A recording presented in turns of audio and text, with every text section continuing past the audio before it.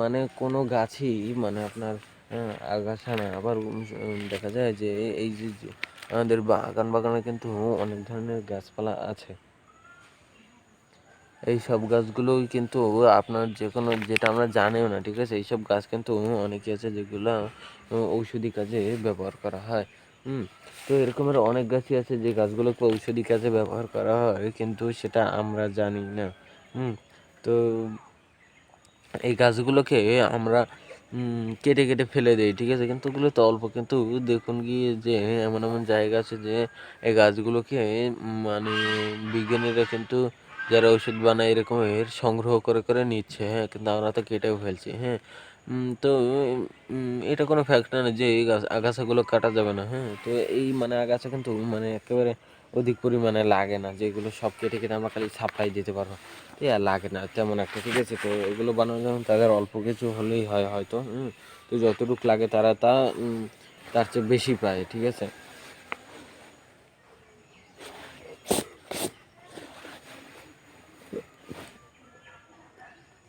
তো বাংলাদেশে হচ্ছে গিয়ে আপনার সব ধরনেরই গাছপালা দেখা যায়, মানে একদম পুরো সবুজ শ্যামল বাংলাদেশ, ঠিক আছে? মানে পুরো একদম সবুজ হয়ে থাকে, হ্যাঁ?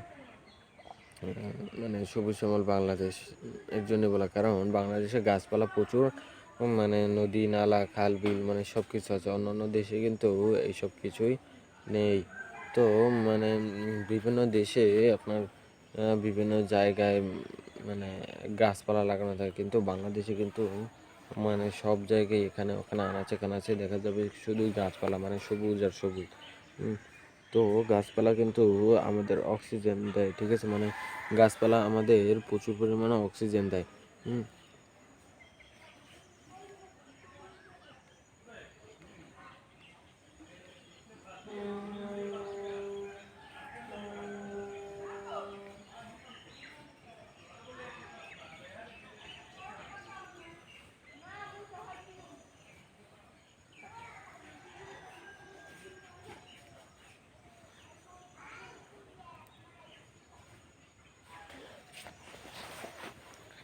তো আপনার মানে মানে এই যে গাছগুলো, ঠিক আছে? মানে এই যে কাঁঠাল গাছগুলো, ঠিক আছে? তো এগুলোকে মানে কেউ কাটবেন না, ঠিক আছে? হয়তো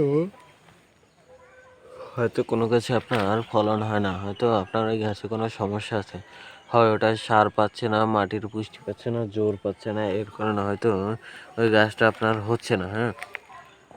তো এর এর জন্য কেউ গাছটাকে কাটবেন না। তো আপনার এই কাঁঠাল গাছের পাতাগুলো কিন্তু আমরা কুড়ি